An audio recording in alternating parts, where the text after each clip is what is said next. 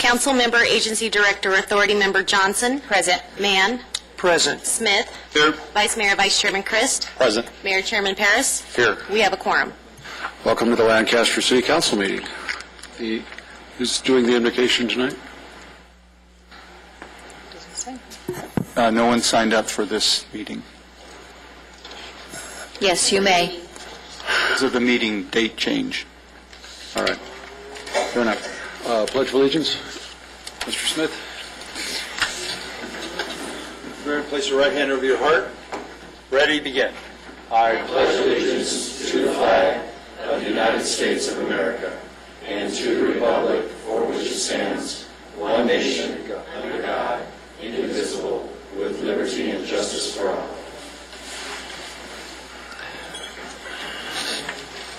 Okay, what am I moving up where?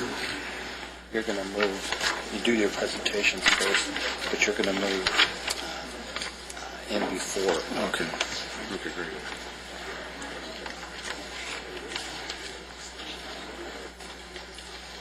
Now, how do I say for this one? Okay, good.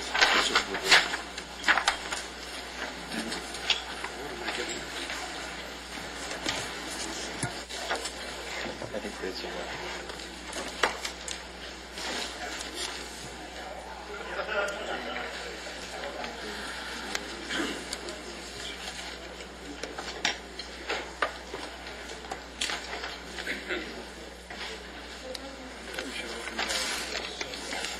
That'd be nice. yeah.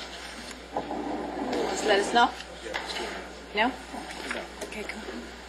What are we doing?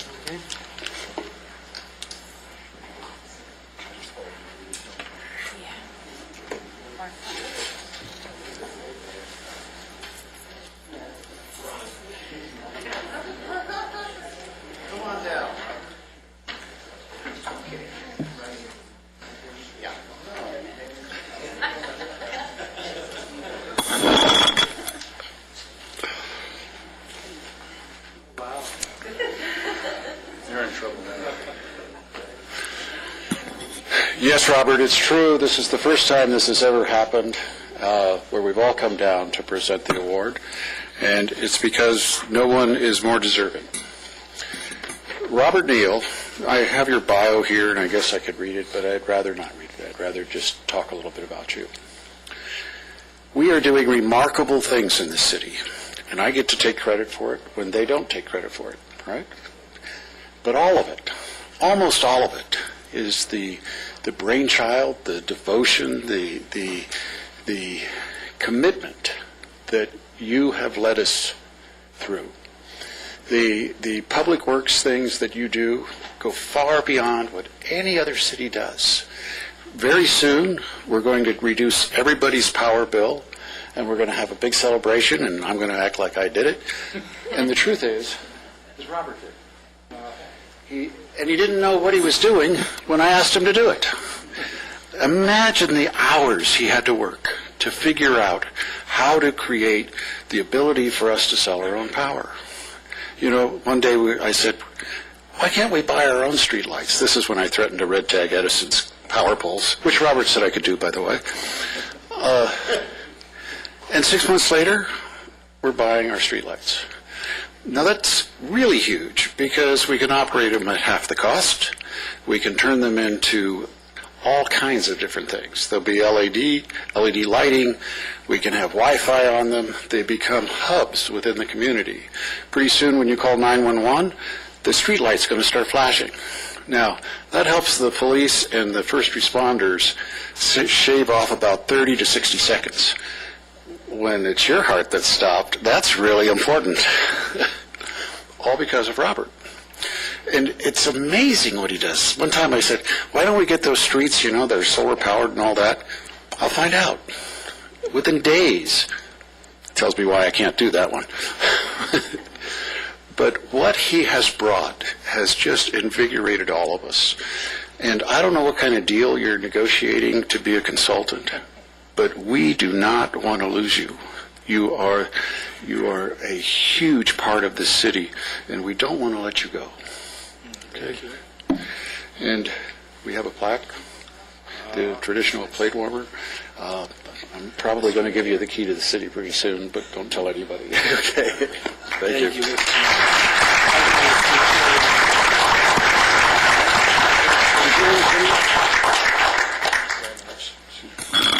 Thank you, and thank you, Mayor Paris, and I'll address on behalf of staff. Robert is a wonderful person. He's a great public works director, but if you took every public works director in the United States and had him take the public works director test, he may not come out number one, because there's a lot of them. If you took that same group and said, who's the best person, he's number one. He is the finest person I have ever worked with in almost 30 years when it comes to character, morals, and a conscience and faith. It's not that he has, I have never heard him say a bad word in 20 years. In this profession, that's unheard of. But it's more than that. He's the conscience of our group. He's the person that says this is what's right. He's the person that you look at. When you're looking at something, you have to convince him this is the best way to do it. As long as whatever time I have here, there will always be a small void because we'll never replace Robert as a person. God bless you, and on behalf of staff, we have never worked with a finer man.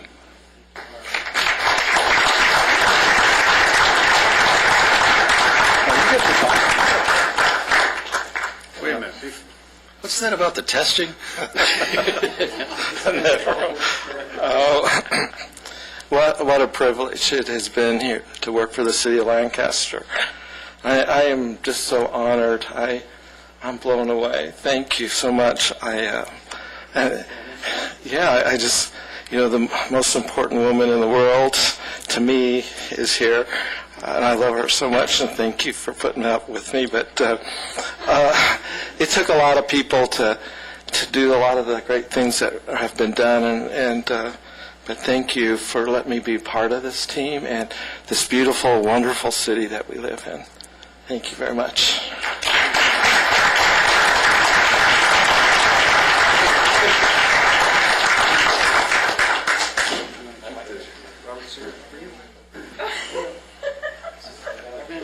And her daughter. You couldn't have done this when she said it was okay. Come on. Yep. Wait a minute. Are you ready? Do you have your speech ready?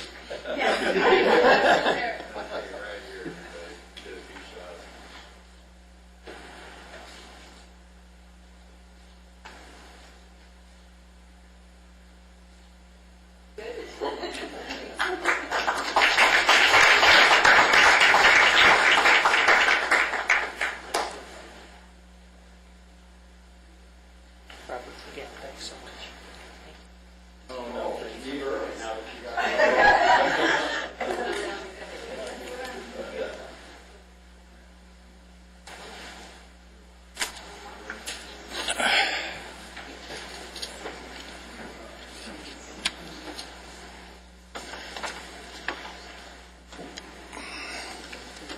Okay, Fran. I'm going to mess up your name because I know how much you like it. We have an opening because you did not. All agree with us, are committed to your city. You engaged, and you let your voice be heard. And She wants a couple of her friends up here with her. no, your friends can't come up here till I'm done. And so we have a certificate for you, and it says, whereas an advocate is someone who courageously speaks up for a person or for an issue that needs addressing and often champions a cause in pursuit of doing what is right. And whereas Fran Saris, okay, identified a public concern and showed true courage as she took the initiative to speak out during public comments at the Los Angeles County Board of Supervisors meeting. I didn't have to speak there. Today I just got up. Really? Good for you. I'm going to make you my spokesman. Because I don't. Whereas Mrs. Sarah Saris. Why is that so hard? I don't know. Forward, backward, and cut in half, we still have the same name. You do? Yeah. It's You could spell it backwards. Right. I'm going to say it backwards. Sarasaris There you go. wanted to make it, it's much easier. Wanted to make a difference in the community in which she lives and requested answers and accountability of the Los Angeles County officials concerning Metrolink and homeless situations facing the city of Lancaster. And whereas Ms. Sarasaris has demonstrated true community advocacy in her dedication to addressing a community issue is an inspiration. Now, therefore, the Lancaster City Council commends Fran Sarasaris and recognizes her today for her dedication to the community and her indefatigable, how do you say that? I wish I'll have to look it up. I wish I had finished high school. Her why do you say these big words I can't? You advocacy. Yeah. You know what, before you start, I have a surprise. Get your friends down here. Okay. Now you can come down. Come on. I wondered, you know that I know. But have your speech ready. Okay. Your mother, Jean. Okay, I've known her for about 4 years in the senior center. Okay. I went to a potluck where the girls got together one afternoon, and they invited me, and I went. And so I know all the girls, all the ladies. They're all my friends. And your mom, I love your mom. And Me too. But we were talking, and she turns around, she tells me, Fran, I saw you on TV, so you're the ones giving my son a lot of trouble. And I said, what?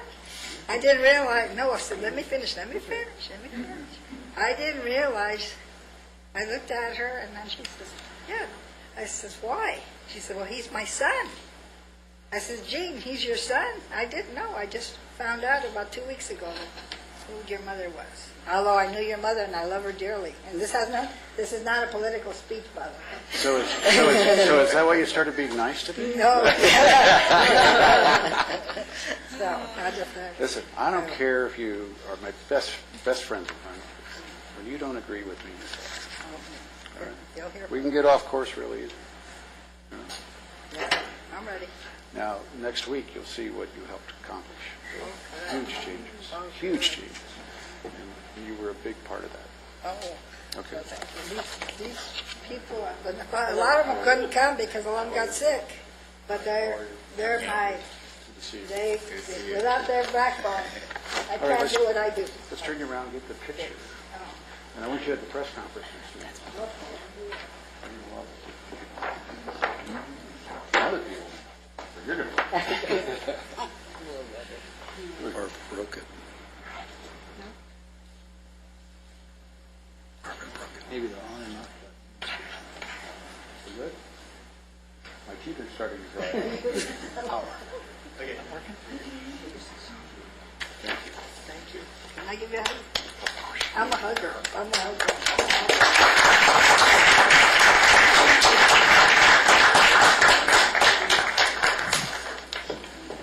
Yeah.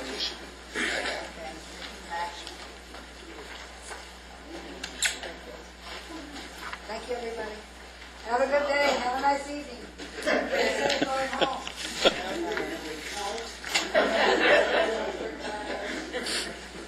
All right, I got to tie my shoe. Hold on. She's awesome. Yeah, I know. I wear my foot in there.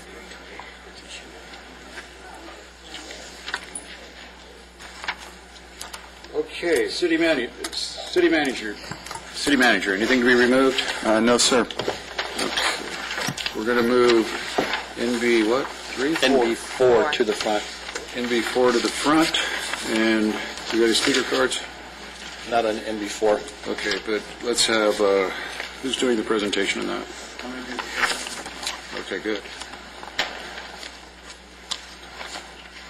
I'm going to do the presentation, and then we have the prospective new owners of the team here as well, too. So I'll save some words, and then we'll have them talk. We had a press conference earlier today.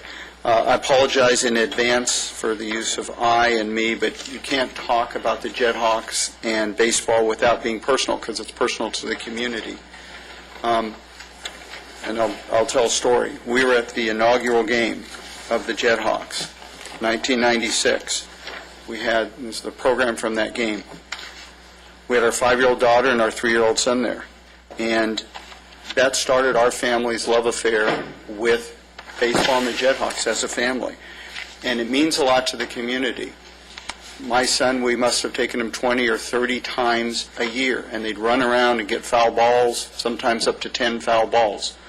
That led him to play and me to coach his youth sports. All of our friends now, the connections we've made, our very best friends, the people we vacation with, are people we met through baseball. Parties, birthday parties. There's a lot of life that's happened at that stadium and with the Jethawks. Our lives are richer. And I bring that up because there's thousands and thousands of people like me and my family. And it's not just baseball. It's the Jethawks. And to truly understand this, you have to think about what the Jethawks mean. As much as I may like the Giants, or Jake here may like the Giants, they're not our team. No more than the Dodgers or Sandra's team. Because, it's true, you cannot go to a community thing and have your children run around at Dodger Stadium and catch foul balls.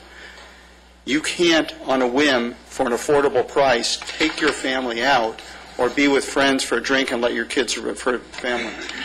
Unless you have a boatload of money, you can't be within 5 feet of a bullpen and watch a major league fastball and sit near the catcher and say, how in God's earth can anyone hit that? You can't have those experiences without a minor league team.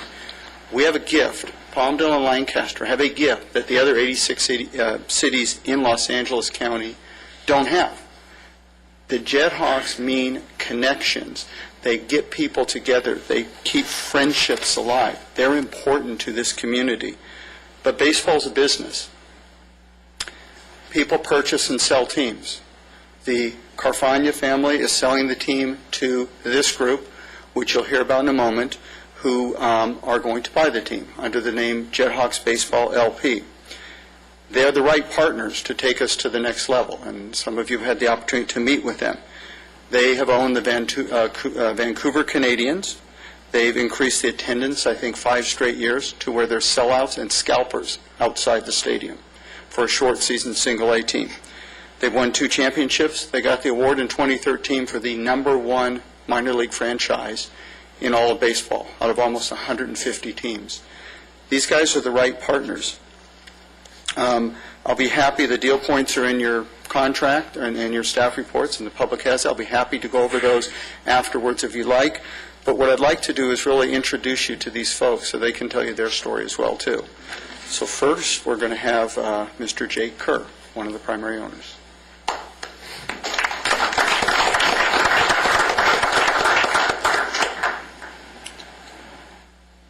Mr. Mayor, members of council, it's an honor and a privilege to be here tonight to present our bona fides and talk a little bit about why we would like your approval to operate the baseball facilities here in Lancaster. First of all, Mr. Mayor, we've never met, but I have been informed that my being Canadian does not apply, and I'm not to call you your worship, but I appear in front of city council. Oh, no, you could. You could. In fact, the mayor of Vancouver thinks it's just terrific. He likes being called your worship, so if foreigners could be approved. We're here because my partner and I are rather odd investors in baseball. I ended up buying this team in Vancouver 8 years ago, and I'm the principal managing partner. I bought it. Some reporter asked me today why, and I said sheer stupidity. And the reason I bought it is that I loved baseball. And I had sold my business, which I'd been in for 40 years in the sawmill and lumber business, and I didn't quite know what to do next. And someone told me the local team was for sale, and the stadium I had been used to going to when I was 10 years old, in the mid-50s. And I thought it was Yankee Stadium, Field of Dreams, you name it. And I went out. I hadn't been there many years and was very disappointed to find this dilapidated, run-down facility run by a nice old fellow from Oregon whose main business was running a trailer park. He wasn't terribly interested in improving the stadium.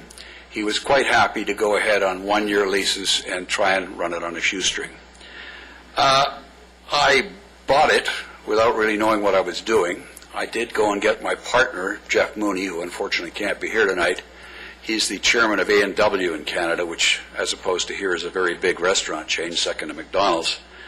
And I thought, well, he'll understand the food service business. Well, of course, he knows a lot about trying to run an A&W and utterly nothing about the baseball business. So between the two of us, we made a heck of a mess of it. Luckily, that leads me to Andy Dunn, who I'm going to introduce in a few minutes. But what we did do was go to the city of Vancouver and say, look, we would be willing to invest our money ahead of yours if you'd be willing to give us long-term tenures so that those investments would come to fruition. We bought the team partly for business, but really because it was my way and my partner's way. We'd been quite successful in a regular business of giving back to the community. And the thing we're proudest of in Vancouver, and if anyone takes a look at our website or what we do, the reason we were awarded the award for Best Baseball Team in minor league baseball is our commitment to the community. We do a great deal of work with underprivileged children. In our case, it's the Boys and Girls Club, who we've teamed up with. We run our own baseball leagues in the summer. We reach out to some 70 organizations in the charitable side of the ledger in Vancouver, and it's not because we're great philanthropists. We like to think we are philanthropists, but it's because it's very good business for us and for the city. And we've come from what was frankly a dump to I'm going to get to why we came to Lancaster, but Lancaster Stadium looks to us like Yankee Stadium compared to what we're used to having. We have a 65-year-old stadium. You could put the whole place in one of the locker rooms out at the hangar. We think that stadium has great bones. We're going to work with you, we hope, to improve it. It needs some tender loving care. It needs some cleaning up. We plan to do all of that, and we're quite willing to go pari passu or better to get that done. We are very proud of the facilities we operate in. In terms of Lancaster itself, we looked in the last 4 years at a number of baseball opportunities all over the country. We did want to stay in the West because I have lived in Palm Springs for 35 years between November and May, so I really preferred to have something I could be sort of local at. Andy Dunn travels on our behalf, and he's in this area a lot too. So where we found some good operations in Florida, we said, no, if we can possibly find something in the California League. We did a lot of work on the demographics of this area and on the community before we ever dreamt of trying to get into negotiations. To us, this is an untapped resource. We think that not only is the community the right demographic for us, but this is a baseball town that I'm told, Mark was very kind to give us some background today. This was a town that sold out that ballpark for years when it was first here, and we don't see any reason in the world that can't be done again. The way we did it in Vancouver was plain old block and tackle, customer service, making sure that we were children friendly. We do things like at our ballpark we have a children's area that has all sorts of entertainment from bouncy castles to you name it. It's supervised by our employees. You can bring your children to the game. You can leave them there and go watch the game if you wish, or we have facilities for parents to keep an eye on their kids and be out there at the same time. We also have figured out, it doesn't sound like rocket science, but we weren't very quick at it, that it's women who make all the decisions. Well, I know that at my house I have 4 daughters, so I'm very clear on that personally. But in the case of the entertainment dollar, we used to, when we got there, they advertised a small ad on the business page that says, come on out to the ballpark tonight. Well, we figured out that partly through social media and partly through conventional media, we do all our advertising to the decision maker because it's the woman of the house who decides what are we going to do with our entertainment dollar most of the time. The ballpark nuts like me or Mark will go to the ballpark anyway. But we have to be affordable, which we are, and fan-friendly. So we'll run our ad to say to the woman who gets to decide, do we go to the movies, do we go to the beach, or do we go to the water park? No, you know what, come to the ballpark. And we make it a family affordable entertainment option in the city. And so we plan to do the same thing here. We very much hope that we are able to seek your approval on this lease. I should mention to you that the lease was the only thing that really mattered. Same thing in Vancouver. because we have approvals to go through with baseball, et cetera, and I made the fatal error today of trying to charm your city attorney, and she turned to me and said, "You know what my nickname is?" I said, "No." She said, "Scrap Iron." So I get, we've been through a process where, believe me, she represented you very well, and so did Mark. We've had a very cooperative but spirited negotiation. We certainly didn't get everything we might have liked, but we got what we really needed, which was a long-term commitment. And we want to be in a position where when we make investments to the stadium, whether they're with you or whether they're simply approved by you, we know that we're going to be able to count on a return both for the fan and for the families and for us. So that's my pitch. I would correct you on only one thing. The Vancouver Canadians won 3 championships in a row, not 2. It's not a fatal error. Yes, indeed. Yeah, that's why we love the Giants, too. I'd like to introduce Andy Dunn, who will speak for a couple of moments on how the thing really works, because I'm the talking head and he's the brains of the outfit. You know, before you do that, I'm thinking that, you know, this is a great opportunity for America to teach Canada how the men run the family in America. Oh, really? I'm sorry, if I may interrupt. Stop. Why did I know that was coming? In fact, you know, in my house, I make most of the decisions. But you got to start out slow. Like this month, I get to pick which gas station to go to. Yeah. Well, I understand that. I run all the foreign policy for the family. Our views on Thailand are entirely mine, and everything else. I have 4 daughters, all of whom bring me to task at all times. The good news is they're old enough to take care of me when and if. The bad news is they got something to say about everything. So, Ask him what kind of car he drives. Sir? I drive a Tesla. Nice. Very, very good. We don't go to gas stations. Sorry, I stole your line. Oh, my apologies.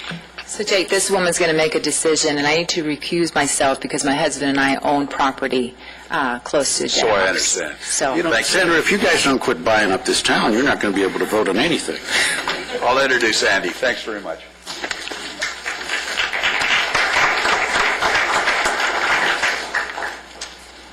Good evening. My name is Andy Dunn, and I look forward to working with the city. I'd like to say hello to the mayor, vice mayor, council.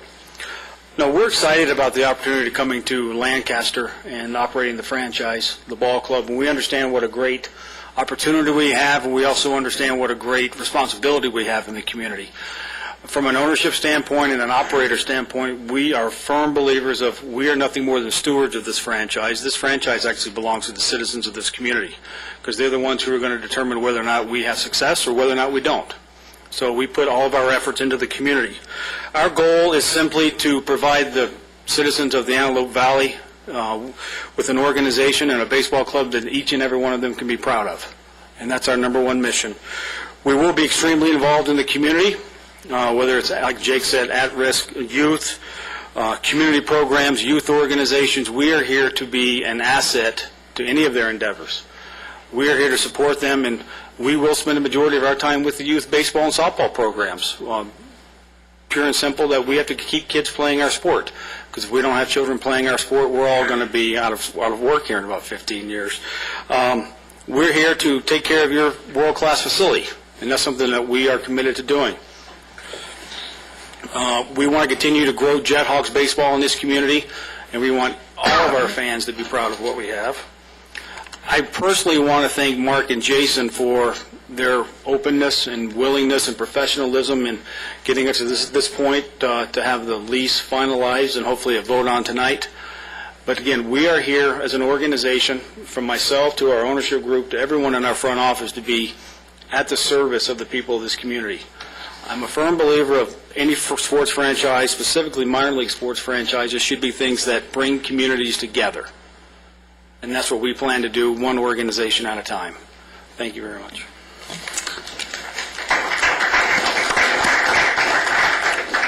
That concludes the presentation. We'd be happy to answer anything specific on either the lease or anything you'd like. What's the average attendance now? The average attendance now, Brad? 2,457. Approximately 2,457. And how are you going to define success? I would let Andy discuss that. I think it's not defined just by attendance, but I know they have a whole metric, so. Sure. One of the things we look at as an organization is our success is certainly we want to increase the bottom line. We want to put more people in the ballpark. We will never do that by. We're very proud of the fact that we always maintain affordability at the ballpark. Our success in reality is how we impact this community in a positive way. I mean, we want to be involved with different organizations. We want to help organizations. We want to increase awareness to great causes. We want to have a professional franchise on the field. We want to have great success and world-class customer service at our ballpark, and yet we want to help any organization in this community who's going to help children or people. And one of the things we have in Vancouver was we started and I think this is one of the reasons we've had great success in Vancouver. We're a finalist right now for community awards across minor league baseball. We set up a foundation we call the Vancouver Canadians Baseball Foundation, and we provide local scholarships to students at the university for baseball. Annually we provide a $25,000 endowment to Challenger Baseball, which is handicapped children who get the opportunity to play baseball. And we also started our own Little League program. In our Little League program each year we have 340 students and children play in it. It's a T-ball league, it's a coach pitch league, and this past year we have reached over 1,000 children participating in our Little League program. So we're going to have, those are the type of opportunities we're hoping to bring to Lancaster. Are they going to be the Boys and Girls Club? We don't know yet. We're going to find the right organizations that need the support. We're going to take input from people in the community. But, when we can impact over 1,000 children's lives in 3 years, I think I'll call that some success. Thank you. Thank you. Any questions? No, I did have the opportunity to meet with Jake and Andy earlier today, and their commitment to the community is tremendous. Their commitment to the youth of the community is tremendous. They will help with some of the disadvantaged kids that are in the community now, and if the nonprofits don't line up in front of Andy's door, there's a problem. So this is special, and I appreciate what you guys are going to do. With that, I'd like to move that we approve NB4A and B. I'll second that. Let's vote. It's unanimous.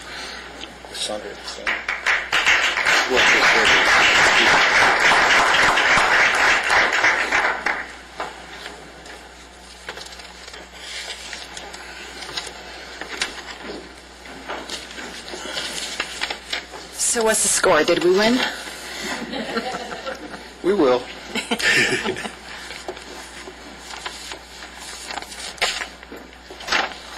Okay, is there a motion to approve the minutes? Motion to approve M1. Let's do it. Is there a second? Second. Oral vote. All in favor? Aye. Any opposed? One abstention.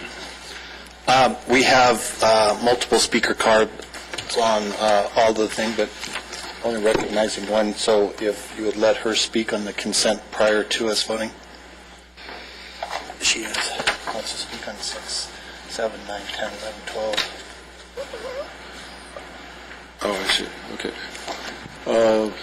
Was it Paisano? Yeah, Maria Paisano. Maria Paisano. You can speak on all of them. We're not going to play this. Come on up. You can speak on all of them. You checked off every single consent calendar. We are not going to run this council meeting at your whim. Now, you are entitled to speak to the council. You've checked off every box. Speak. Okay, so do I have 3 minutes on each one? You have 3 minutes on the consent calendar. I'm not sure. I don't understand what you're saying. Ms. Paisano, if you have something to say, let's hear it. Well, I have Let's hear it. multiple things to say, but on each one. So do I get 3 minutes for each? This is not a place for your entertainment. I will listen to you I'm as here long like as you make just any sense. other, another citizen just trying to speak I on some know. of the others. Okay, you can speak. But which one am I speaking on? What do you? You checked off all of them. Okay. It's your speech. You can start wherever you want. And I get 3 minutes for each one, right? You will get as long as I think that you are on point.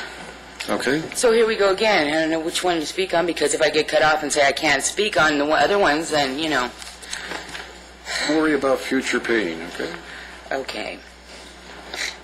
Well, then, I'm just going to go, first of all, to my intention to file a lawsuit claim against the city and the police department, and not just for myself, but for other people who have been damaged, based on acts and issues associated with partnerships and programs, including social services, immigration reform, workforce acts, juvenile programs, documents such as the Declaration of Principles, election fraud, nonprofit organizations, education programs and applications, medical organizations and partnerships, for crimes that include conspiracy, fraud, extortion, theft, money laundering, harassment, criminal threats, terrorist threats, asset seizure, false imprisonment, improper conduct, which is a big one, diversion of funds, diversion of emergency and blocking of calls, emergency calls, abuse of power, denial of blocking police reports, giving false altered testimony, both oral and written.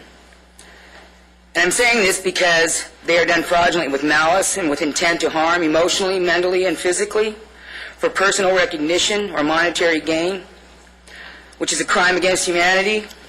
Ms. Paisano, how does that have anything to do with the consent calendar? It has everything to do with everything that's on the consent calendar every time I come here. I would beg to disagree. We have a place at the end of the meeting for public comments about things that are not I never get to agendized. speak on. Either I'm arrested or I'm All right. I'm told outside that I better not even come in and speak. Unless you have something on the consent calendar you want to talk about, you're going to have to sit down. Okay. Let's see. These are on the consent calendar. It's everything within the consent calendar. All these issues are in every item of the consent calendar. The transportation program, I want to know what that one's about, because it says it's a transportation alternative program. I think it's from the general plan of 2006. The increase the use of active modes of transportation by increasing the proportion of trips accomplished. Like, that doesn't sound like so if you're walking or you're biking, you have to make multiple trips, but I don't think that's what it's about. I think it's about hauling of nuclear waste, hauling of water, hauling of things like that. Taxes we're paying the taxes for on all that. And it says also by disadvantaged communities fully sharing in the benefits, which I think is the immigration reform, and to provide a broad spectrum of projects, which who knows what those are, to benefit many types of active transportation users. So who's that benefiting? Which I just brought up a few of them. Ms. Paisano, this has to be emotionally painful. Oh, for you. Why do you just do so this? much. It's very emotional because it involves people I care about. I challenge you guys to give up everything. Give up your homes, give up your vehicle, give up your children, and live on the street and see what it's like. If you really care about the people that are living on the streets, get out there and see what it's like. Ms. Paisano, I wish I could help you. I can't. You sit up there and say that you want to help people. You want to help the people that Thank you. These programs and things that are going on are not helping people. Thank you. They're hurting people. Thank you. Go have a seat, okay? Please, have a seat now. Why? Because I'll be arrested or what? I don't want that to happen. Please, Why go did have it happen? All I did was come in here and Please, try go and have a speak. seat. Just say.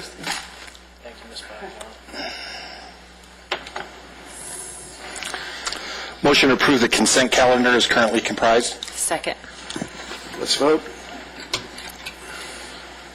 It's unanimous. Moving on.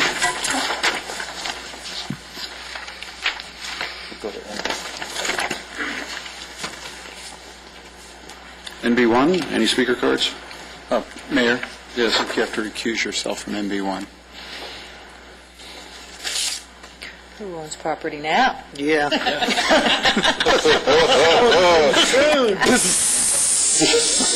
Rex, you're going to have to stop, otherwise you're never going to be able to vote. See, women always have the last word, so you got to watch that, Rex. I love it. Maria,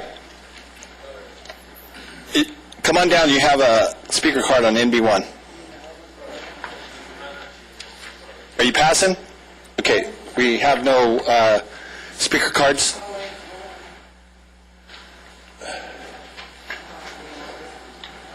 She's coming.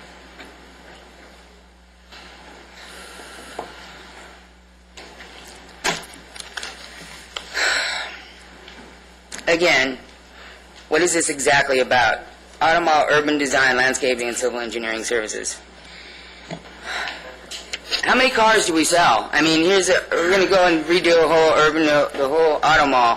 Why? How much money is actually involved in what is associated with the auto industry, with civil engineering? You know, we keep hearing all these in the news. Everybody just veer off the road. They just run into a telephone pole. Why? Why is this happening continuously? Is it the devices that are put on the car? How do cars just burst into flames? What is going on?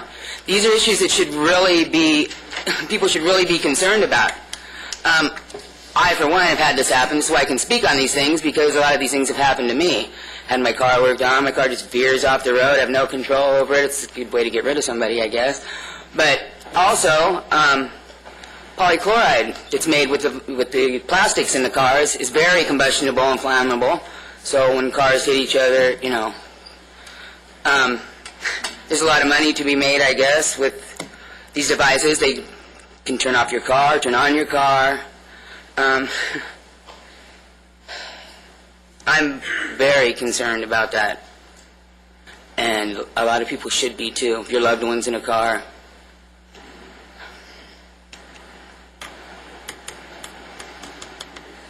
because, you know, someone decides that they shouldn't be, or that they've said too much, or that they've, you know. That's a very emotional subject for me. So are all these. But that's something that needs to be investigated because that's a lot of the problem that's going on. I know that. It's true. And if it's done just to make money or just to target someone, that's wrong.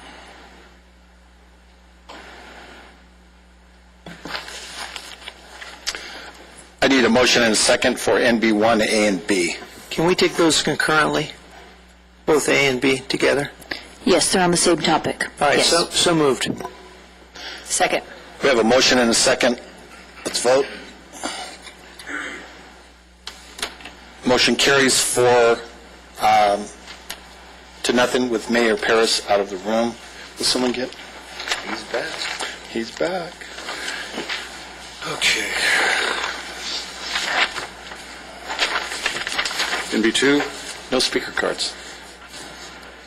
anybody have a burning desire for the report? Is there a motion? Motion to adopt resolution number 14-63, adopt resolution 14-64, adopt resolution number 14-65. Is there a second? Second. Let's vote. It's unanimous. Okay, NB3, amend Title 9 of the Lancaster Municipal Code. Any speaker cards? We have one. Okay. Well, what a surprise. Come on down.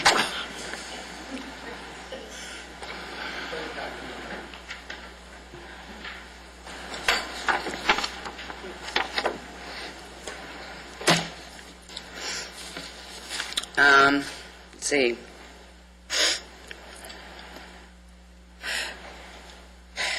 The cost recovery of city's cost of graffiti abatement. And the part that bothers me here is the restitution for juveniles. So they're saying it's the juveniles that are going around doing this graffiti or writing things, artistically doing their artwork, and but they're sent to these juvenile detention centers, and I suppose that the money goes to that, to these juvenile detention centers. I have a real problem with what's been going on with the youth.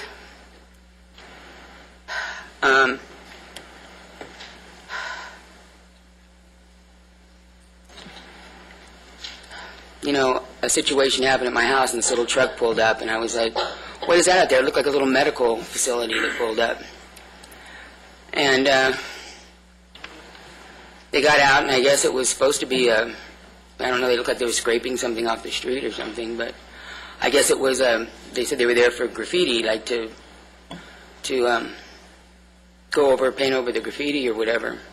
But it looked like a medical facility truck that pulled up to me. When you looked inside, it looked like it had all kinds of medical equipment inside. And I don't know where to go from there. It just really bothered me.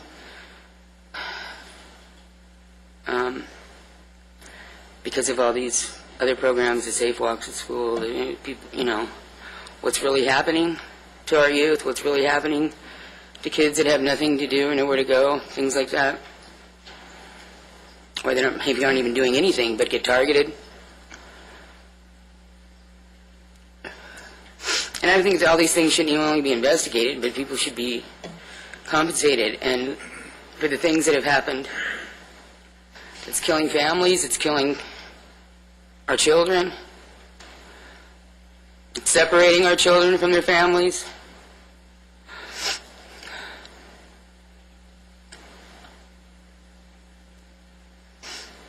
And it's just using them. And I think these programs should be investigated and checked into and stopped, a lot of them. Thank you. Any discussion? Yes. Mr. Smith? I know this ordinance came up, I think, about 95 or 96 and was voted into office before I was on the council also. And I think it's our responsibility that when we look at it, if there's a little glitch or something in there, that maybe we need to revise it. So section 9.24.150, retail display of graffiti implements. If you look at the definition of graffiti implements over in the definitions in 9.24.0.30, that would include Sharpie pens. It would include any of those things that are commonly sold at any grocery store, Walmart, any art store, sold in our MOA gallery and everything. And it says that they shall store these in an area where it's viewable but not accessible to the public.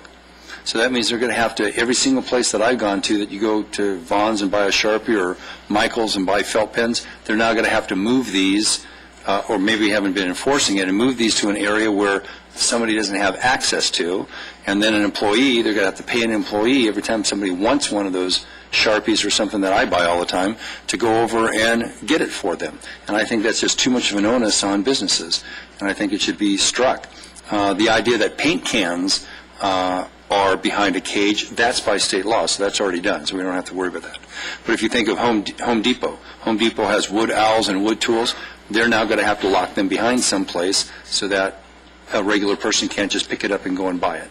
I don't know if we can do something that says you can't sell it to somebody that's a minor or something like that, but even then, but I think the way this is written now, if we enforce it the way it's written, we're supposed to go through every single grocery store, every single store, including our MOA gallery, and lock these things up, including the felt pens, chalk pens, paint pens, and everything else. So I think that should be stricken. I don't think it's not going to really stop anything, and it takes away the rights of all the shoppers, and also puts an onus on the businesses.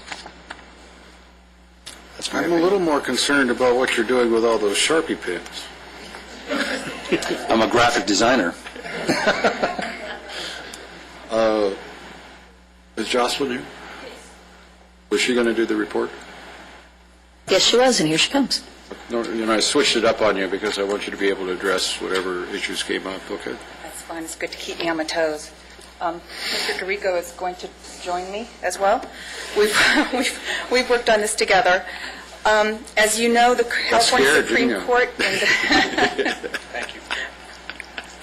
In the Louise M. case, the California Supreme Court held that because the city of Lancaster had not adopted an ordinance that authorized the probation department to recover the city's costs of a graffiti abatement as restitution in a juvenile proceeding, as required under the California Welfare and Institutions Code, that the juvenile court had abused its discretion in ordering restitution to the city based on a cost averaging model, which is authorized under that program. So this ordinance, in large part, is to bring the city's laws into compliance so that we can adopt a cost model averaging. I think you've got a copy of the cost model in your in your package, and I'm going to let Lee speak about that. We've also made a few changes to the ordinance to allow the city to avail of itself of all the remedies to recover the costs, including special assessment, which is not in the current code, and then, of course, through the juvenile courts. We've also included a section that allows, but does not necessarily require, the planning department to impose conditions to use graffiti-resistant surfaces and so forth if in authorizing conditional use permits and so forth. And specifically, as addressed Lewis M's decision, it was a challenge based that came from defense attorneys and the public defender as it related to restitution recovery. And that's where the challenges came from. The decision went a couple different ways. For us, what was specific about it is they identified the fact that we hadn't updated our cost model in over 3 years, which is what the court would like to see. And so that's part of the compliance issue here. Now, I always go this from the school of be careful what you wish for, because actually it increased the values that we put in place for restitution recovery, and also a condition they were arguing about was measurement of square footage as it pertained to graffiti, which also you can see we have a graduated scale based on that recovery in square footage. Now, to address the issue brought up by Councilman Smith, while I realize that we're seeing a significant amount of damage as it relates to etching type tools, so that is escalated, and I can tell you probably from even at my time on the school board and damages to school property and glass structures, booths, things throughout the community where that's a huge issue. And I think it's almost problematic too in some ways as you go into bathrooms and public restrooms in our community and things, you can see where that's taken place.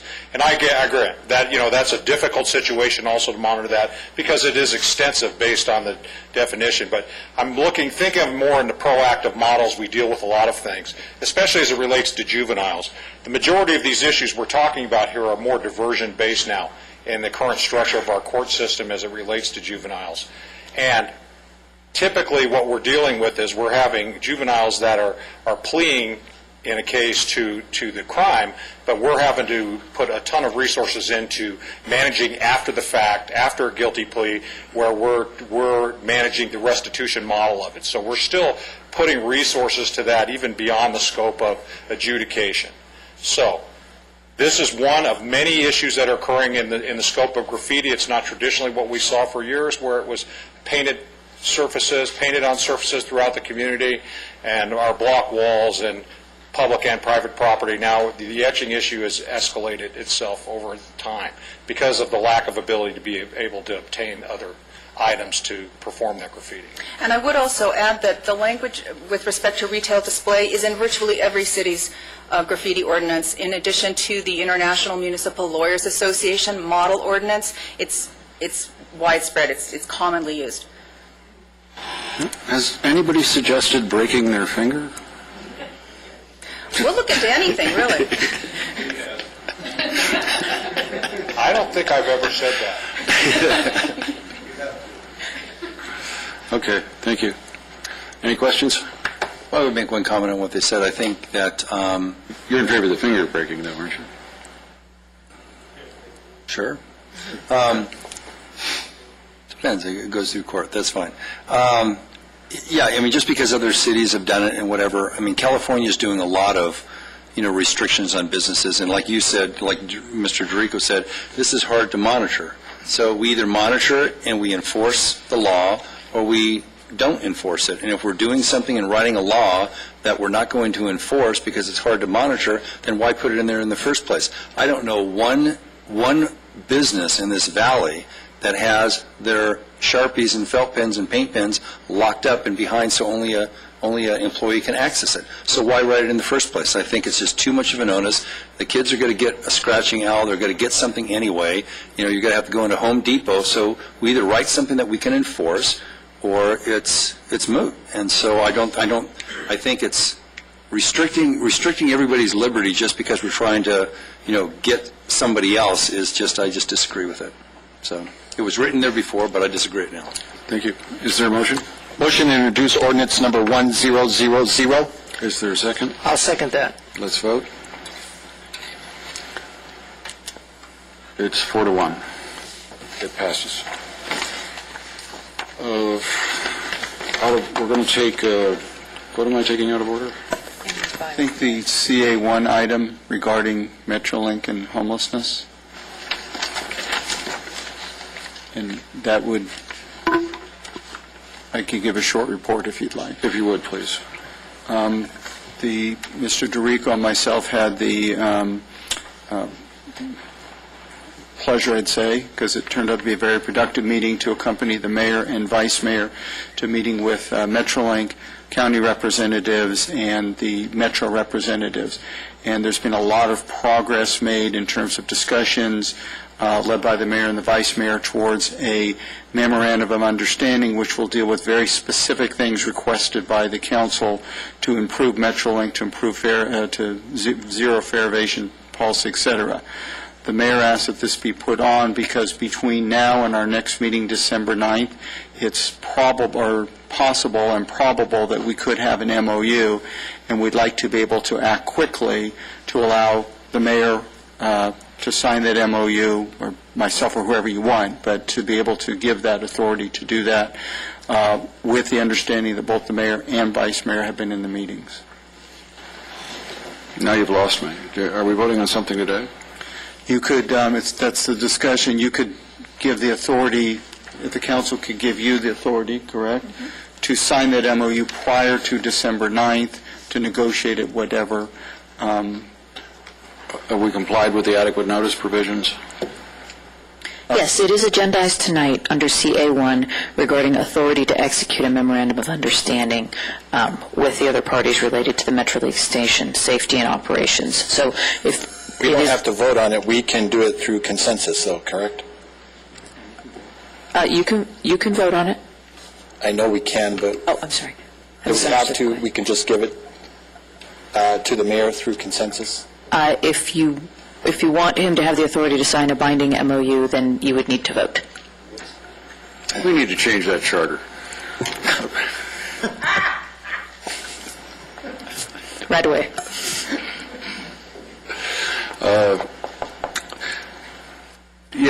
Let's vote. Let's get I want to have the authority to do it. I think we're going to reach an agreement with the county and Metrolink that is going to benefit the city of Lancaster far beyond what we had hoped for when we set out to when we opened up this issue. A lot of that, in fact, I would say 85% of that was due to the efforts of our vice mayor. And when we announced it next week, hopefully when the MOU is signed, it is truly a remarkable improvement for the entire city. And instead of just a patchwork approach, I think we're going to be able to benefit a lot of people. We're going to be able to rehabilitate a lot of people, and we're going to be able to improve the well-being of the entire community. And because I'm old and if I forget to thank you when we actually do the press conference and all, I want to thank you now. You worked tirelessly. You took on forces far greater than us, and you were able to reach a consensus. And I, quite frankly, thought we were going to close the station and just take the heat. And instead of that, we created something much better for everybody. So thank you. I appreciate it. But it's the work of the entire team. We make a good team. I think we make a good council, and we have a great city. So thank you. Thank you. Is there a motion? We can't do the motion. Yeah, we can. Is there a speaker card? We have a speaker card. Oh, I have a speaker card. Oh, Jim Barletta?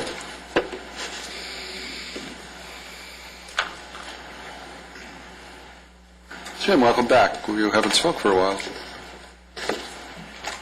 Good evening, Mayor Paris and Vice Mayor Christ and remainder of the council. Thank you for listening to my comments.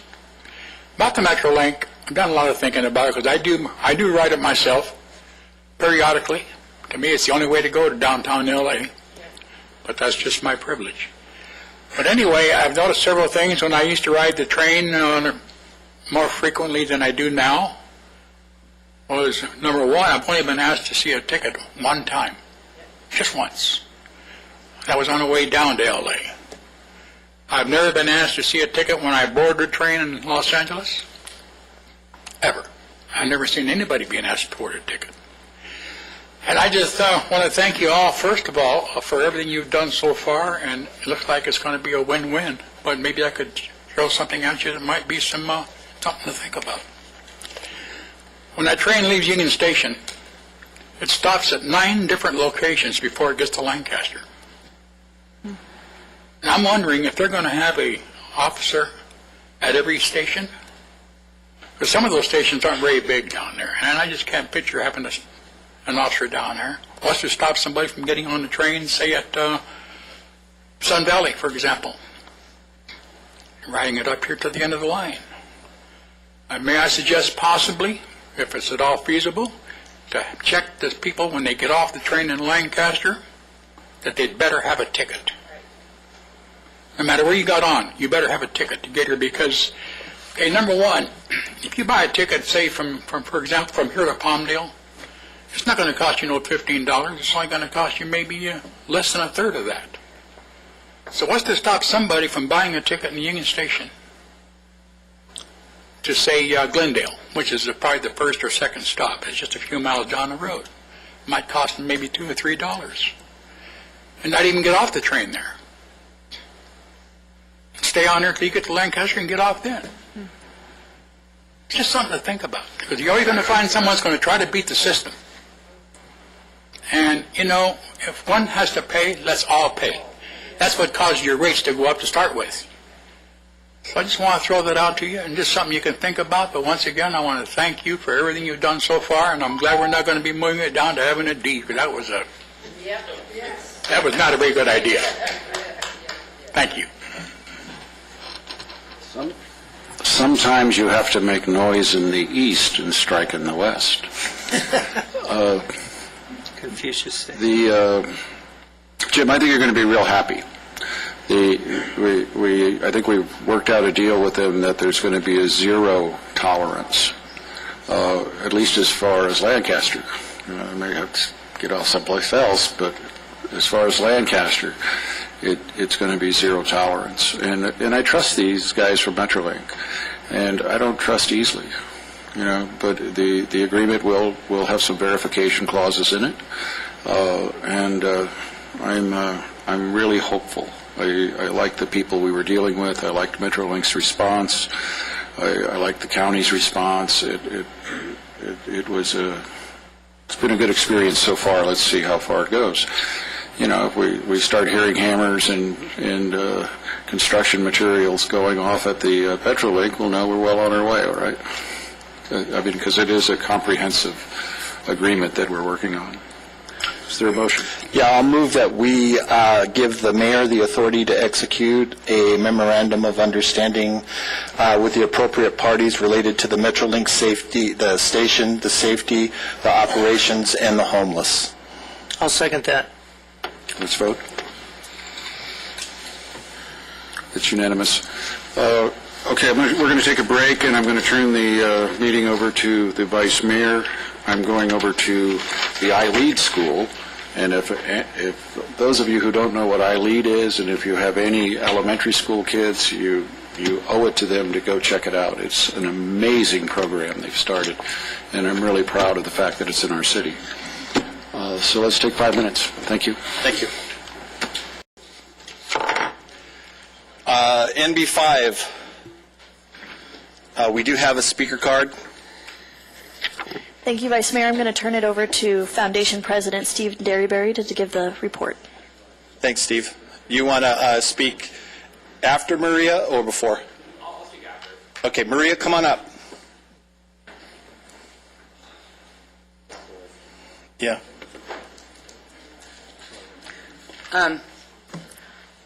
Something that I just wanted to speak on with this, it says the approved proposed revisions of bylaws.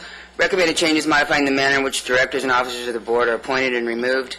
Terms of office, election, I think that these things should be done, that there should be a change in the way that directors and officers and board members are appointed and removed.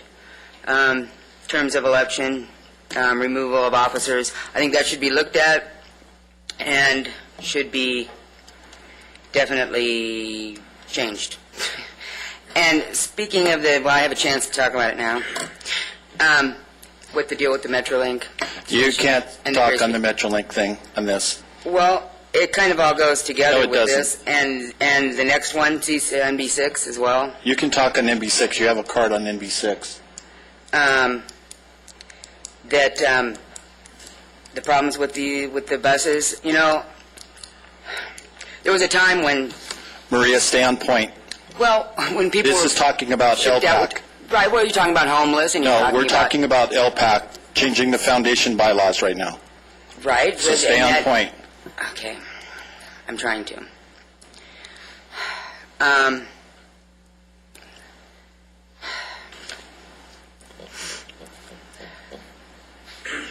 In the manner of which they appoint people, elect people, people that are in charge of people. Can I put it that way? I don't know. I definitely think should be looked. You know, I came in here and tried to speak on that subject before with the school district and things that were being done with the children in schools, with the election process, with things like that. And I think that some of these people that are running these schools, these We're talking LPAC. youth programs, well, it's performing arts, you know. Okay, we're talking LPAC Foundation. So we're not talking schools, we're talking LPAC Foundation. Is an LPAC. as the foundation. Okay. So we're not talking schools. Well, aren't some of these schools considered a foundation No. as well? Don't you get certain election power through foundations? Not through this foundation. We're specifically talking about Which, the- you know, should the be a problem. performing Like arts. if you're running a school and you get more of an election, like voting for that, then should you be in charge of certain things? Because wouldn't you have a certain agenda that you'd want to be approved? And if you're getting allowed to make the votes on that and stuff, should that... Thank you, Maria. I'm sorry. Mr. Derryberry, Okay. thank you.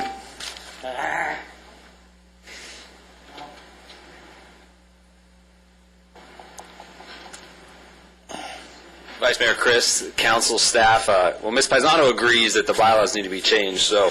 Right. Let me give you an update. I've been the president of the LPAC Foundation now for just a few months. My predecessor, 25-plus years, and I may or may not be doing things that he would agree with, but ultimately, what we're looking at doing here is making sure that we have the latitude to make sure that LPAC grows, the LPAC Foundation grows for the benefit of the Performing Arts Center.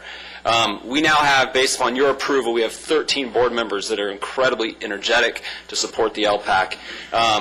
But we're having some minor problems. We're going out across the country to try to get grants to support what we do.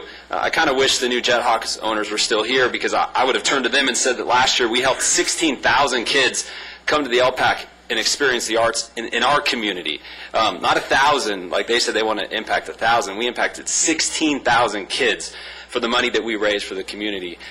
Some of the issues we're having is that we have this great partnership with the city, but our bylaws provided for the appointment process of our directors by you. And what we found is that some of the companies, both for-profit and not-for-profit, that have these great grants, a lot of money that would be available to the LPAC Foundation, they said they wouldn't give it to us because of how close our partnership was in our bylaws. They said that we were more of a commission than a foundation. While that was never the intent, I understand. Ultimately, it's caused us some issues, and I think we've lost really probably hundreds of thousands of dollars the past few years because of it. So now that we have a board of 13, we're very excited for what we can do. Basically, what we've proposed is, instead of you guys appointing us, we've We're going to continue to appoint within, vote on the directors within. We have the ability to expand 2 more to 15. Our board intends to do that in the near future so that we have this full board pursuant to our bylaws and allow us to operate the foundation. We've put term caps on our officers and directors to ensure that we don't sit stagnant, that we have constant movement. Realistically, I don't intend to do this for 25 years. I want to, in 4 years, impact incredible change, raise a ton of money, get money from inside and outside of the community, and this is one of the ways to do it. And also to give thanks for everything that Lou Bozigian did. The board voted to include a director emeritus into our bylaws to allow us to elect or appoint him into that position. Lou's a pillar for us. He's a pillar to this city, but that's the reason for the director emeritus clause in our bylaws that we're asking you to approve tonight. So, any questions? I'm glad to answer. Any questions? I motion that we approve the recommended changes to the bylaws for the Lancaster Performing Arts Center Foundation. And I'll second that. We have a motion and a second. Let's vote. Motion carries 4-0. Thank you. Thank you, guys. Stephen, you guys are doing a great job. And Stephen, just a warning that Mr. Bozigian didn't think he was going to be there for 20-some years either. Well, I recognize that, so maybe it may take me a little longer than 4 years, but I've got some good plans. So Good. Thank you, guys. Steve, thank you for what you do. Maria.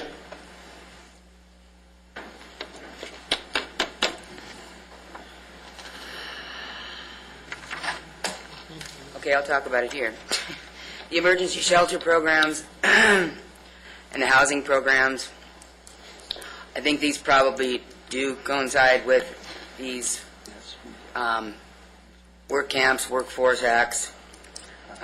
You know, as far as the Metrolink goes with this, with how they can ship people to different areas, I know that, you know, if you're said to be in the mental health situation, they can ship you to Bakersfield, Mojave, to all these mental health places.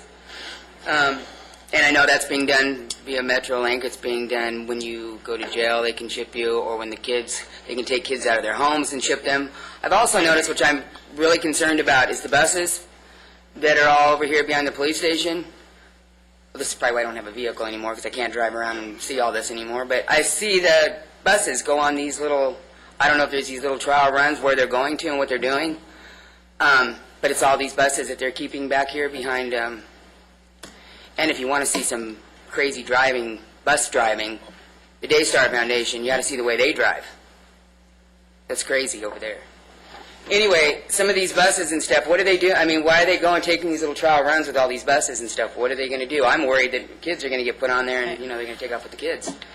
Also, the Metrolink, you know, at a time back when they were shipping people off to work camps and death camps, people said in their town that they really didn't even know what was going on because they were doing it at night. Maria, want me to tell you why those buses are out there moving around? They're not moving around. They're going on a specific mission somewhere. I mean, they're going... They are mechanics. I've watched them many times. No, there's a whole bunch of them. Like Want an answer, honey?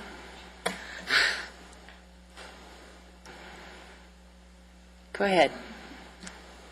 And, they're you know, mechanics the electrical, Oh. Go ahead. Load your kids and goodbye.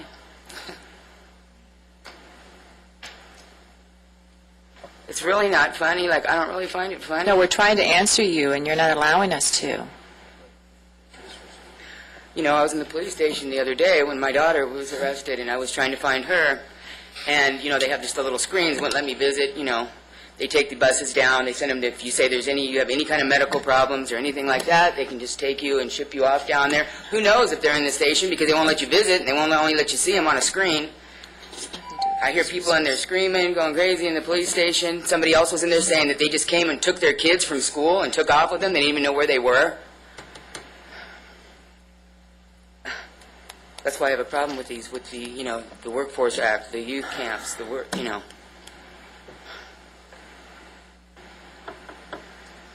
Something else that really needs to be addressed and checked into and something done about. Why are all these kids coming to their countries, just shipping them into, you know, that's what they're doing. Thank you, Maria. Yeah. Elizabeth.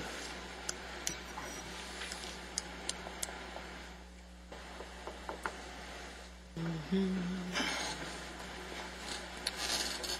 evening, Vice Mayor Christ and City Council members. On May 13, 2014, the City Council approved the use of entitlement funds for homelessness services in the CDBG 2014 Program Year Annual Action Plan. In compliance with federal regulations, HUD requires that the City of Lancaster enter a written agreement with a subrecipient in order for the city to grant entitlement funds to a subrecipient for providing administrative services. Please approve the subrecipient agreement between the City of Lancaster and Grace Resources to provide administrative services for the Lancaster Homeless Shelter for the 2014 Community Development Block Grant Program year, with the amount of $8,000 being allocated to the Antelope Valley Fairgrounds Winter Shelter Program, and the remaining balance of $56,834 being allocated at a future date by the City Council from the 2014 CDBG entitlement funds approved for homelessness services. Do you have any questions? I have it from Mr. Bozigian. What if we wanted to give them more now? What if we wanted to give them $50,000 and then challenge the City of Palmdale and the County of Los Angeles to match it? It's on for action. The money's available, so I believe you can do that. You could do that. Well, I'd be open to seeing, because then we'd end up with potentially almost 300% more. We could actually make a difference. From what fund? The fund that she just talked about. You'd be asking the other two entities to match what we're doing. We currently have 62,000. Correct. Right. We were going to, out of that 62, we were going to use 8,000. For the Antelope Valley Fairgrounds Winter Shelter Program. However, we're seeing to take 50,000 from that and then challenge City of Palmdale and LA County to match that. So then where would those funds go instead? Where would they have gone instead? The recommendation, if I may, I'm sorry. Go ahead. The recommendation is for 8, but all those funds are set for homeless services primarily through Grace Resources. So you could take that action today, and it would be to the same entity. Yeah, so essentially You we could could leverage possibly it. take in 50, Leverage it, yeah. and we're tripling it, potentially. I think the City of Palmdale has stepped up. They stepped up last year. The County of Los Angeles stepped up. I think this would be a good opportunity for us to correct a problem that the entire valley faces, not just the City of Lancaster. So if someone will make that motion. I will make that motion with the modification of the appropriation of 50, given the fact that the challenge with City of Palmdale and the county to match that. Is that 50 additional from what we're already giving, or No, just 50 with total. Total. Now, that money wasn't slated for anything else in our budget, correct? No. And coming out of the same grant money? Correct. Correct. That's fine. A creative way to potentially almost triple it. I love this. Right? Yes, absolutely. Okay. That's my motion. I have a motion. And I would love to second that. Okay. We have a motion and a second. Any other discussion? It's a great way to Let's show vote. partnership. Yeah. Motion carries 4-0. We did CA1 council reports. Mr. Mann, do you have anything? No. I don't. Sandra? No, just the University of Antelope Valley was approved by CalPAC, first time in history, so we're excited about that. We have great sports happening here in our community. Good. Congratulations. That is good. That'll be another addition. Absolutely. Ron, do you have anything? Nothing, thank you. Lancaster Housing Authority, no action. Finance Authority, no action. Power Authority, no action. City Manager. Just one thing, we'd like to show you a little video on Boulevard from last week. Is Sandra dancing in it? That made the cutting room floor, unfortunately. Oh, gosh. I can understand I that. heard so much about that, too. That's why it made the floor. Appreciate the love. Oh, okay. I was really looking forward to that part.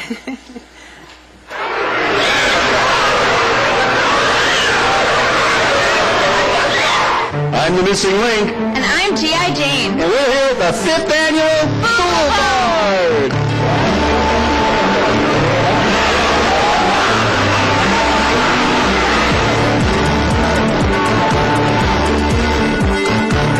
I think this is one of the safest events in the Antelope Valley. We have over 40 deputies here tonight. There's 40,000 people here. It's incredible. Everyone's just having a wonderful time, saying hello to each other, smiling, and not to say all the candy everyone's eating, including Marv and I. That's great. We get to dress up, come out, participate in everything. Oh, I think this is a great event, and everybody loves Halloween, so I think it's great that the city puts this on.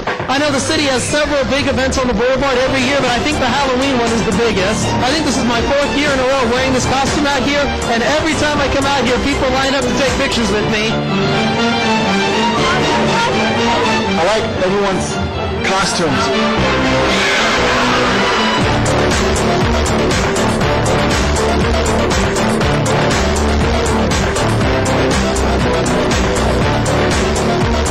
We just did a show. We're all from different parts of Los Angeles. And we come together every year, and we love coming here because you guys are fun.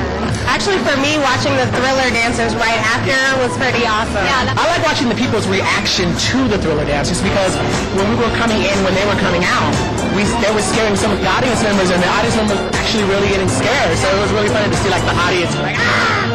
I think it was very creative and very artistic. Like their faces was very, they actually looked like them. I'm the hypnotist Chris Lee. We had a blast here at the Boulevard in Lancaster, and I want to thank you for having me and thank the city of Lancaster for having me. Sweet. Thank you. Come next time. We've seen all kinds of ghosts and goblins and all kinds of fun things, and it's just kids and adults just going crazy. Oh my gosh, yeah, lots of kids, lots of candy, everything. This is just amazing. Great event. Thank you to the Sheriff's Department. Thank you to the Lancaster City staff. And thank you to Mayor Paris and City Council for putting this big party on.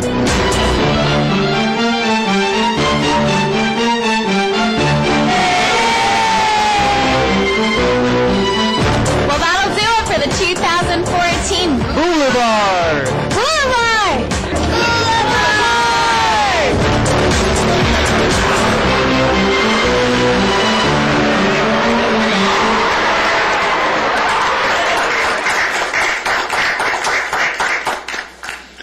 I have to say that it was a great event, and we learned at the Criminal Justice Commission today that even parole was involved. They did sweeps to make sure that there was nobody there that shouldn't be there. So parole did a great job. The entire Sheriff's Department did a great job. There were no incidents. There was, great family day. Yeah, it just shows how we, the city of Lancaster, just want to come together, have a great time, and appreciate each other, and just have fun. So we had a great time. Anything else? You don't want to tell us about the Field of Drafts or anything? Well, I wasn't working that day. I was a patron. So maybe Jason could fill you in on the Field of Drafts. Jason, would you tell us about the Field of Drafts? The Field of Drafts was amazing again. We only had to kick out one person. It was the city manager. I'm joking. It was a great event, attended by a lot of people, no incidents. The weather was a little bit cold, but the reality is it didn't slow down the turnout. It didn't slow down the enjoyment. Still, till late, about 4:45, the rain started, and people were still dancing. Then they were just dancing in the rain. So it was a really great event put on by the Parks Department. They do put in countless hours, not only in organizing the event, but the decor and the look of the field is just magnificent. So kudos to them. Great job. Great job. City Clerk. This is the time to address the City Council, agency, and authority on non-agendized matters. Please complete a speaker card, which can be found on the back table of the council chambers. Individual speakers are limited to 3 minutes each. State law prohibits the City Council from taking action on items not on the agenda, and your matter will be referred to the City Manager. Thank you. Maria. Okay. Maria Rees.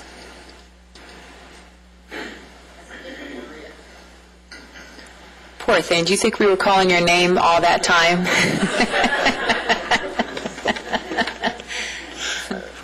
name is Maria. Welcome. Thank you. I'm here because my concern about the kids, the children over here in Lancaster running around in the morning at 8 o'clock over there by the smoke shop by CVS. And they're supposed to be in school. So I want to know if the mayor can do something about it, because they don't need to be over there smoking blunts outside. See that gentleman in the back? He's going to raise his hand right now. If you'll go talk to him, he'll take that information from you, and we'll get on it. Yes, and because when I go to the store, they try to bother me if I don't give them money for the cigarettes. And I say, no, you're supposed to be in school. What are you doing? You're supposed to go and get an education. No, I'm going to learn English, so you need to go to school.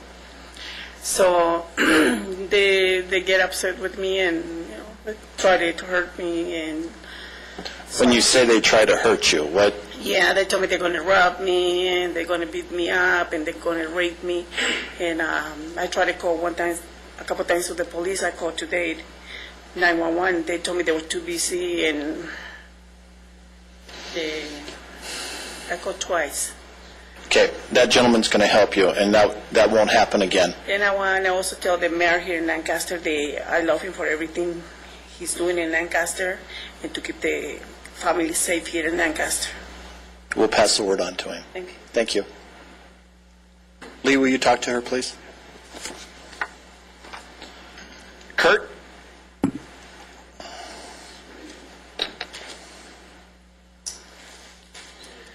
Good evening, Mr. Vice Mayor, City Council, ladies and gentlemen. I'm here to personally thank you folks, particularly Mr. Bozigian's office, Ms. Burns' office. I am, as I've mentioned before, on the board of directors of a medical clinic named Bart's Altadena.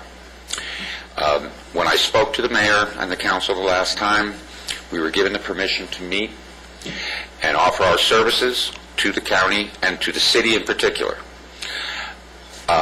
It was my misfortune to have something previously scheduled, so I was unable to attend that meeting.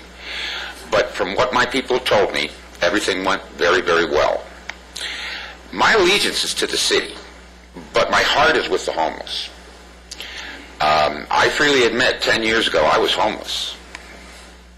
Where am I now? But I can go back to where I was, and I can understand and appreciate the problems these people have. I hear talking about the Metrolink, and yes, it is a problem. We're having people shipped out to us that we're not receiving money for their care. That is a problem that must be addressed. But the idea that a ticket or two is going to matter to a homeless individual is ridiculous. They will not pay the ticket. They'll happily accept a cot and a couple of hots and go back out on the street. I'm not certain what the solution is. I understand from what I was listening to here that there's going to be some major changes and developments, and I can't wait to hear what they are. Homeless people have very little to look forward to. They have very little to look forward to other than, oh my God, the women get raped, the men are beaten, there's thievery everywhere. It's a terrible environment, and I know we're doing our best to take advantage of funding to make sure that that doesn't continue to happen. I understand about the new shelter that's going to go in. I understand about the men being sent out to the fairgrounds, which is a wonderful thing, because then we can use the local facility for homeless families. My heart goes out to homeless families, women that are out on the street with their children. It's a terrible thing. So, again, we offer our services. We offer anything we possibly can offer, our abilities, our services, our skills. Everyone that works in that clinic is working there for less pay than they would get normally out in the free market, because they all feel the same as I do, that the homeless people need our assistance. It is, and very quickly, I'm out of time, I've said this before, there's an old saying that it is the measure of a society as to how they treat their weakest members. And I admire the city for everything they're doing. Thank you, Kurt. I appreciate it very much. Fran?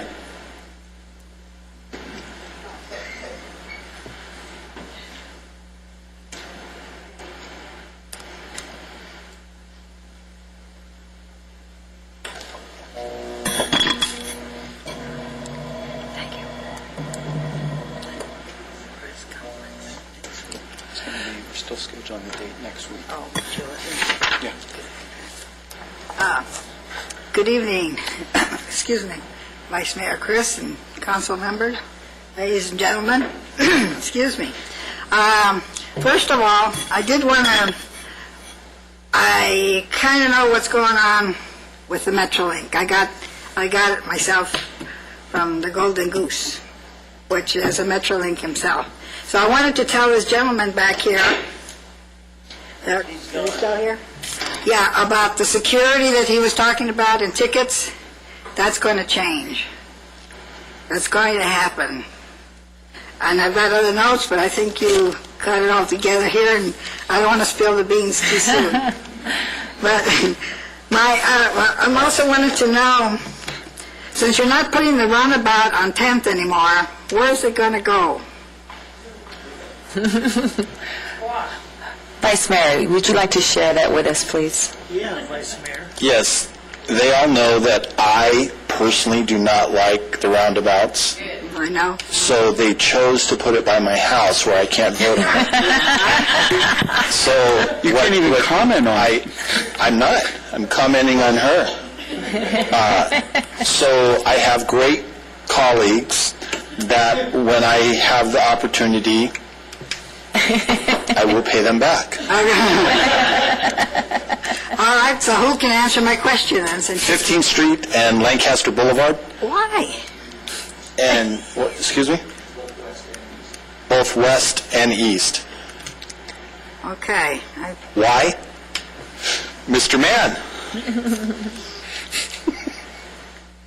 You know, I was going to say something real rude to you, Marvin, but I won't, so I'll be real polite to Fran. So, Fran, I don't have the numbers in front of me, but when I got my last update, which was at the beginning of the year, we were averaging not quite 2 accidents a month at the intersection of 15th and Lancaster Boulevard.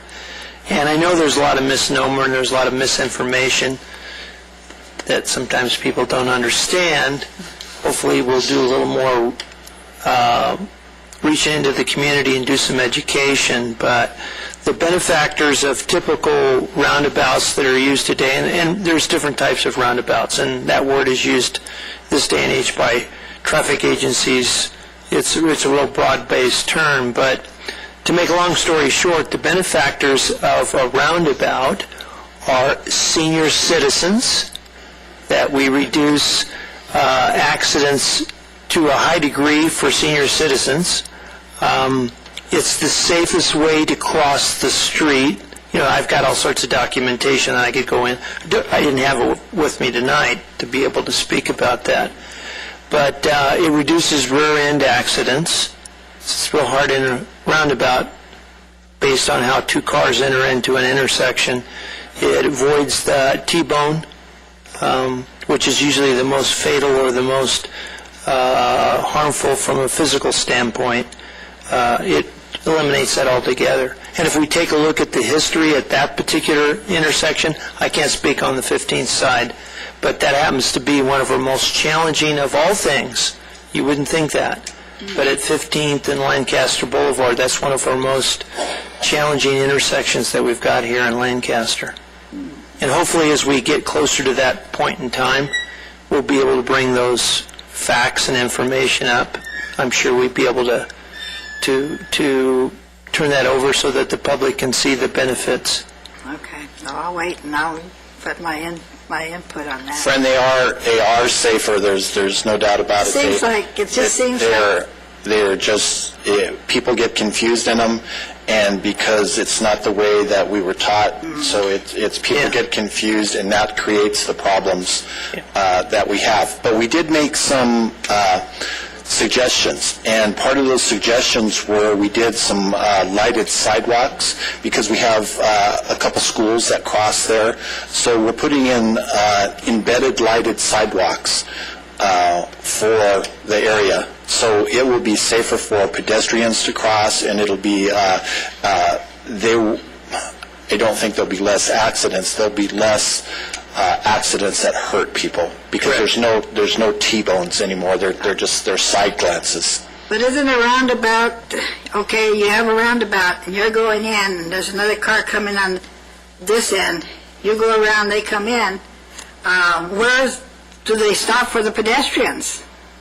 When do they stop for pedestrians? Well, the other thing too, and too bad we just don't have the illustrations to be able to see it. Typically today, if a pedestrian was to cross a street, especially that intersection, you have to realize they have to be concerned with traffic coming from two different directions, where in a roundabout you're only concerned with traffic one direction, because usually there's a safe haven or a safe point halfway mid-through, where that typical stereotype intersection that we have today, they're crossing, in this case, 4 lanes of traffic.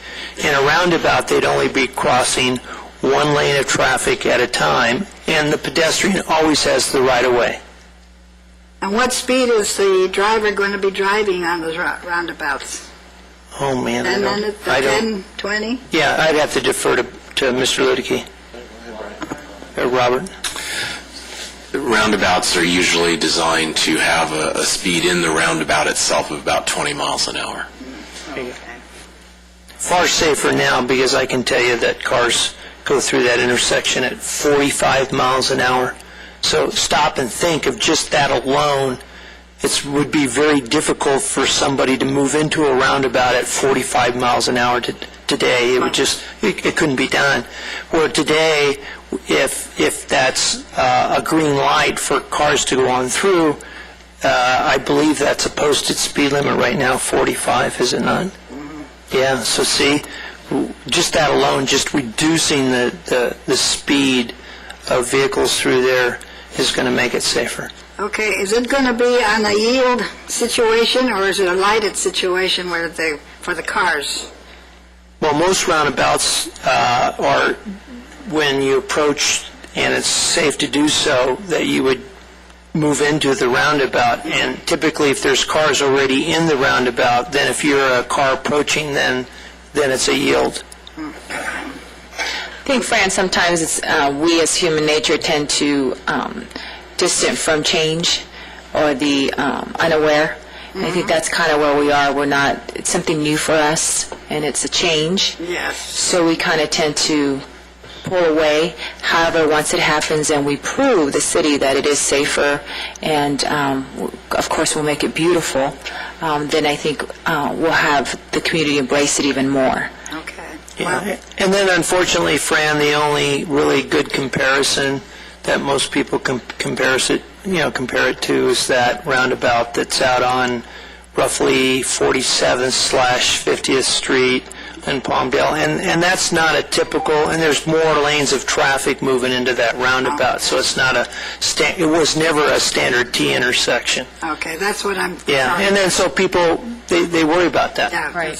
Yeah. And rightfully so, because that's the only comparison that it comes to mind that's for. What I have, yes. Right. Before I go, I got 12 seconds, 11 seconds, 10 seconds. I want to say thank you to everybody for my award or my recognition. I hope to be able to help everybody a little bit more, and call on me if you need me. I'll be around. Thank you, Frank. Thank you. Mark, we did some presentations on the roundabout to the school board. That's correct. Can we either send those presentations to the senior center and to the different senior centers? Yeah, absolutely. We have it on our website. I'm sorry. Okay. We have it on our website, but we could go out and do a presentation there as well, too, as we get closer. Yeah, Mark, I'd love to volunteer and assist and go out and do that. Yeah, well, Brian Ludicky will lead that up for us, and we'll get it out there. Yes, we're actually looking for those opportunities, so we'd be more than happy to go out and give a presentation. Right. Okay. No other speaker cards? Anyone else want to speak? Going once. Okay. Council, Ron? Sandra? Thank you. No. You want to tell us about what it means for the pioneers to get accepted to the Cal League? CalPAC is an organization that is recognized through regionally accredited institutions such as Stanford, UCLA, Georgetown, etc. We are one of the first institutions of the size that we are here at the University of Allen Valley to be able to be accepted into this organization with CalPAC, which means now we're part of an organization that has teams with major universities that would be playing against each other, and we're looking forward to continuously making history and win regional championship, as we've proven as such with our softball team. But it's a great way to really bring more people here to our community, even more so with the new owners, if I may say, from the Jethawks, to be able to partner with them also and have these universities coming to our community and being able to play our students here in our community and just really give that energy of pride through sports is going to be really, really amazing, and we're going to be able to see a lot of UCLA and USC sweatshirts, but we're going to see those Pioneer sweatshirts winning them, so looking forward to that. So thank you for asking. Great. Great news. Ken? Lastly, I know that earlier we acknowledged Robert's contribution to the city, but there's probably about 4 or 5 names that are key to that banner that's on the wall. And Robert deserves the recognition that helps, and we're the only city in LA County that's gotten it twice. So Robert, thank you so much, because there is lots and lots of business people that tell me it is so good to come to the city and do business here. And we surely don't want to lose that, and we know that you're a contributor to that. And what a contrast to the rest of the world, so thanks a lot.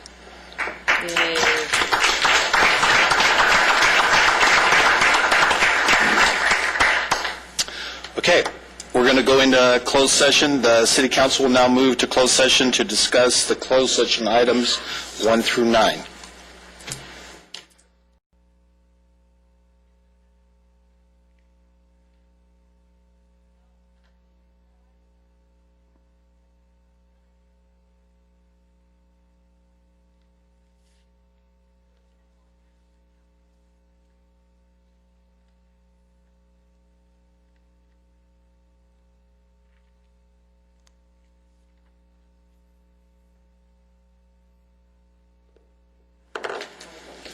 City Attorney. In closed session, City Council conferred with legal counsel regarding one potential case for item number 1, one potential case for item number 2, and item number 9. No reportable action. Okay. The City Council will adjourn in memory of Michael Tyler Alsbury. In the interest of his planes and flying, he began at an early age, got his pilot's license at the age of 23. Mike is considered a pilot's pilot. He loved to fly. He lost his life tragically in Spaceship Two crash. He was a devoted husband, father, and son, and will be missed by family and friends. We're also going to adjourn the meeting in the memory of Robert Bob Johnstone. He leaves behind a legacy in aerospace and the future of engineering in our community. Bob's 18 years of volunteer work as an aerospace office have completely changed the education landscape in the Antelope Valley. He was truly a remarkable man. I know his family, great people. He was a loving husband, father, grandfather, and will be missed by all who knew him. So we stand adjourned till December 9th.